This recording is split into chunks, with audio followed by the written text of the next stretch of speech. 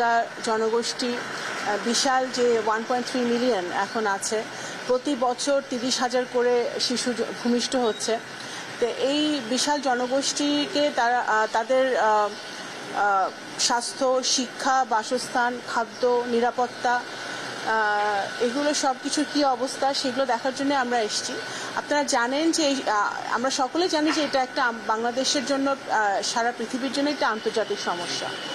তো বিএনপি যতবারই সরকার এসেছে বিগত দিনে, শহীদ রাষ্ট্রপতি জিয়াউর রহমানের সময় থেকে শুরু করে দেশনেত্রী বেগম খালেদা জিয়ার সময়, দুইবার আমরা সাকসেসফুলি আমরা রোহিঙ্গা জনগোষ্ঠীকে রিপ্যাট্রিয়েশন করতে পেরেছিলাম সম্মানের সাথে, সিকিউরিটির সাথে।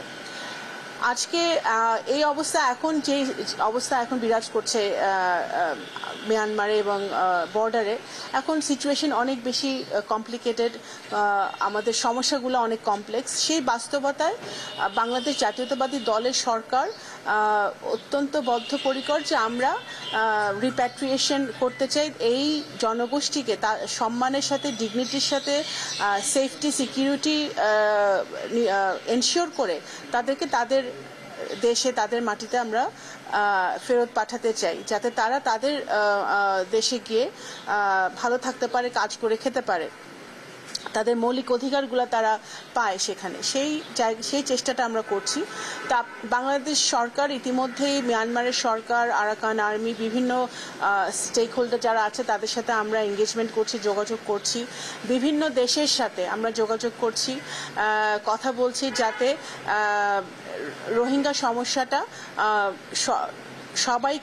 সবাইকে নিয়ে সমাধান করা যায়। সবাই যেন, আপনার চীন আছে, ভারত আছে, আর আসিয়ান দেশগুলো আছে, আমাদের মুসলিম দেশগুলো আছে, ওয়েস্টার্ন দেশগুলো আছে, সবাই কিন্তু এখানে অবগত আছে যে এখানে একটা বিশাল, পৃথিবীর সবচেয়ে বড় একটা রেফিউজি সংকট রোহিঙ্গা সমস্যাটা।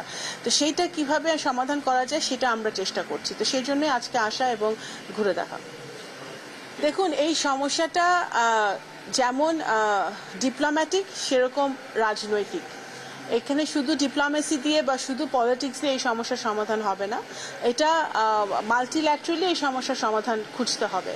তো সেই জায়গাটা থেকে আমরা সকল স্টেক হোল্ডারদের সাথে, আমি যেটা ইতিপূর্বেই বলেছি, সকল স্টেক হোল্ডারের সাথে আমাদের এঙ্গেজমেন্ট হচ্ছে, ডায়ালগ হচ্ছে, সেটা যাতে আমরা একবারে তো হবে না, ধীরে ধীরে যাতে রিপ্যাট্রিয়েশনটা আমরা শুরু করতে পারি।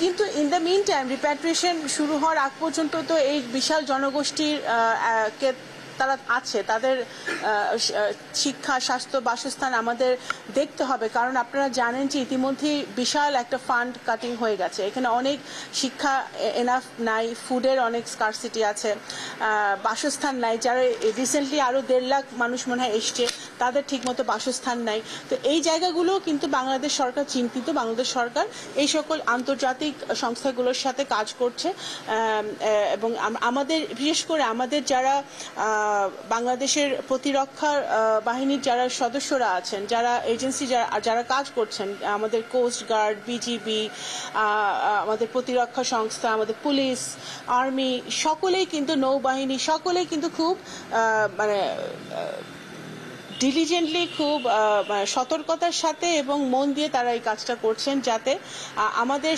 সার্বভৌমত্ব ঠিক রেখে, আমাদের বর্ডারটা যতটুকু নিরাপদ রাখা যায় সেটা ঠিক রেখে, যাতে আমরা এই রোহিঙ্গা জনগোষ্ঠীকে নিরাপদে রাখতে পারি যতদিন না তাদেরকে আমরা ফেরত পাঠাতে পারছি। তো এই কাজটা সকলেই ঠিকমতো করছে। তো বাংলাদেশ সরকার কাজ চালিয়ে যাচ্ছে, ইনশাল্লাহ আমরা আশা করব যে আমাদের যে কাজটা শুরু হয়েছে সেটার একটা সুফল আমরা ভবিষ্যতে দেখতে পারবো এবং রিপ্যাট্রিয়েশন শুরু হবে।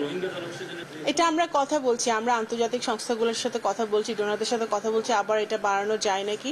কারণ আপনারা খেয়াল করবেন যে এত কিছু ঘটছে পৃথিবীতে, এত যুদ্ধ সব জায়গায় হচ্ছে, যে রোহিঙ্গা সমস্যাটা চাপা পড়ে যাচ্ছে, কিন্তু রোহিঙ্গা সমস্যাটা রেলেভেন্ট এবং রোহিঙ্গা সমস্যাটা বাস্তব, এটা রিয়ালিটি পৃথিবীর জন্য, বাংলাদেশের জন্য, এবং বাংলাদেশের অর্থনীতির উপর একটা বিশাল চাপ।